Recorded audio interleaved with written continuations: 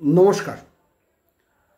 অনেকেই রিকোয়েস্ট করেছেন যে একটা কম্বাইন্ড ভিডিও করতে বিভিন্ন ধরনের এভিকশন মামলা নিয়ে কিভাবে করা যায়। আমিও ভাবছিলাম যে করব, যাই হোক রিকোয়েস্ট যখন অনেকগুলো এসছে চেষ্টা করি আপনাদের স্যাটিসফাই করানোর জন্যে। ফার্স্ট অফ অল হচ্ছে এভিকশন অফ টেনেন্সি নিয়ে বলছি, যেটা আমাদের West Bengal premises tenancy act 1997 দ্বারা গভর্ন হচ্ছে। এই মামলা করতে গেলে আপনাকে 6(4) অন্তর্গত নোটিশ দিতে হবে 1 ক্লিয়ার মান্থ। 1 ক্লিয়ার মান্থ নোটিশের মধ্যে আপনি গ্রাউন্ড লিখতেও পারেন, নাও লিখতে পারেন। সেই নোটিশ দেওয়ার পরে, নোটিশ পিরিয়ড পেরিয়ে যাওয়ার পরে আপনাকে উচ্ছেদের মামলাটা করতে হবে। উচ্ছেদের মামলার গ্রাউন্ড হচ্ছে রিজনেবল রিকোয়ারমেন্ট, সাবলেটিং বা অন্য কাউকে দিয়ে গেছে, চলে গেছে।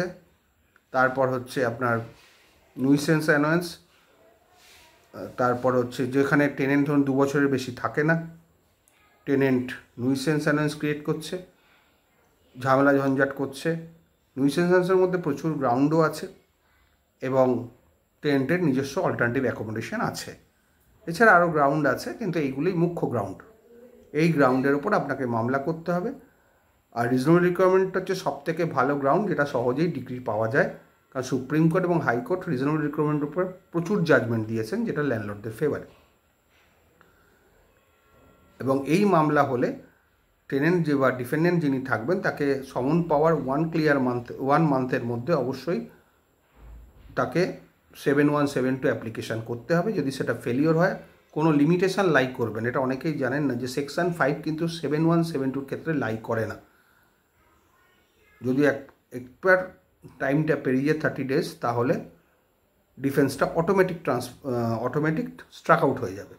শেষ ডিফেন্স স্ট্রাক আউট হয়ে গেলে আপনারা সাক্ষী দিতে পারবেন না, শুধুমাত্র ক্রস করতে পারবেন।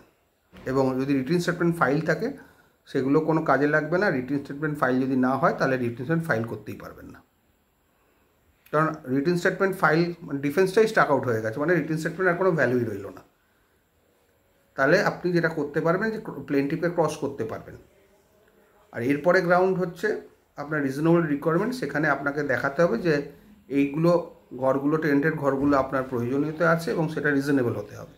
সেটা কমিশন অ্যাপ্লিকেশান করে, কমিশন অ্যাপ্লাই করে, কমিশন অ্যালাউ হবে, কমিশন গিয়ে দেখে আসবে, তার রিপোর্ট দেবে। যদি দেখা যায় যে কোর্টের কাছে যদি আপনি প্রমাণ করতে পারেন যে আপনার ঘরের আশু প্রয়োজন এবং ঘরগুলো আপনার দরকার, তাহলে অবশ্যই আপনি ডিগ্রি পাবেন। এবং রিজনেবল রিকোয়ারমেন্টের গ্রাউন্ডে আপনাদের হাইকোর্ট বা সুপ্রিম কোর্ট প্রচুর জাজমেন্ট দিয়েছে, যেটা ল্যান্ডলর্ডদের ফেভারে।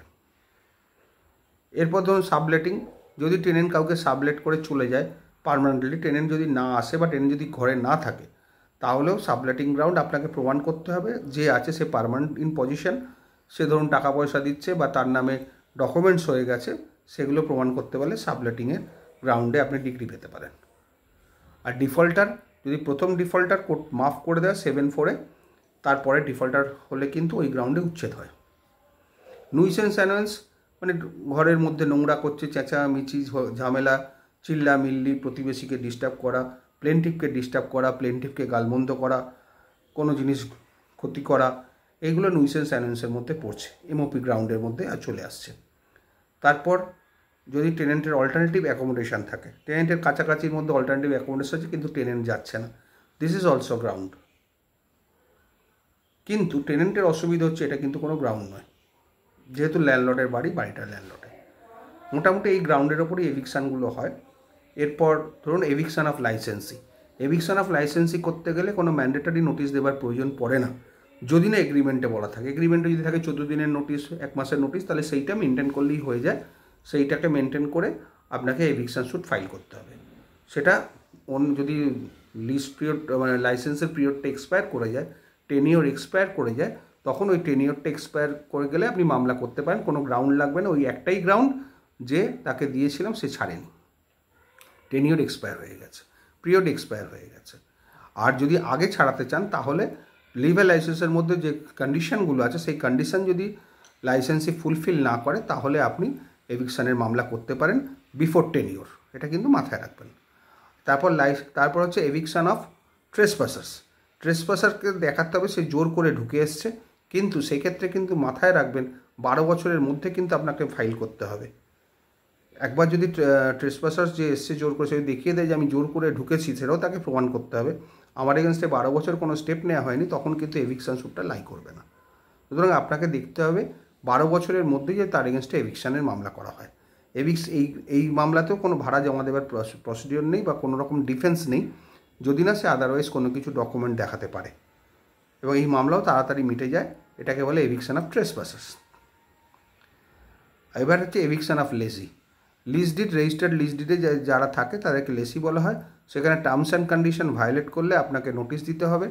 14 দিনের নোটিশ হয়, সেই নোটিশ অনুযায়ী আপনাকে মামলা করতে হবে, অথবা লিজের পিরিয়ড এক্সপায়ার হয়ে গেলে আপনি মামলা করতে পারেন। এখানেও কিন্তু ভাড়া জমা দেওয়ার প্রভিশন নেই।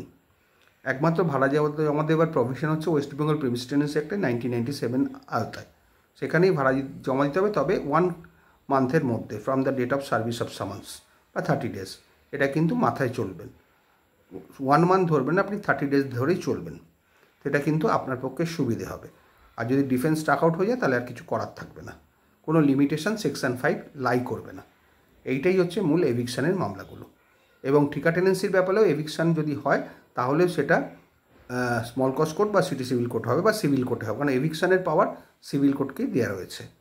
ওয়েস্ট বেঙ্গল প্রিমিস টেন্যান্সি অ্যাক্টের মাধ্যমেই আসছে, যদি ঠিকা টেনেন্ট ভাড়াটিয়াকে বসায় বা ভাড়াটিয়া ঠিকা টেনেন্টকে তার ল্যান্ডলর্ড বলে মেনে নেয়। সুতরাং এই মামলাগুলো আপনার সিভিল কোর্টেই হবে। আজকে মোটামুটি একটু ক্লিয়ার আইডিয়া দিলাম, আশা করি সবাই বুঝতে পেরেছেন। ভালো থাকবেন, এনজয় করুন।